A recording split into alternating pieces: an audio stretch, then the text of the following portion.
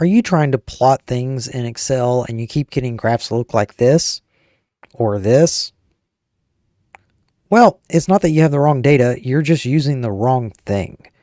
Go ahead, copy your data into XYZ Mesh, and there you can see a live demonstration of your data. If you want it as a 3D scatter plot, just go ahead and export it to Excel, and you'll get a 3D scatter plot that you can then rotate and pan around.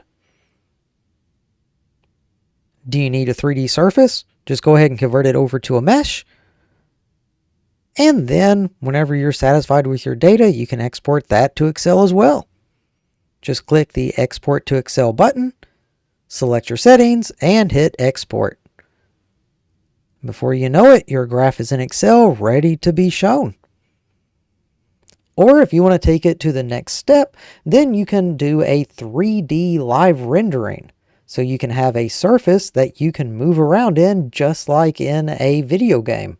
If you want to try XYZ Mesh out for yourself, I would love to see what you come up with. Go ahead, give it a try, and comment down below how you used it and what you used it for.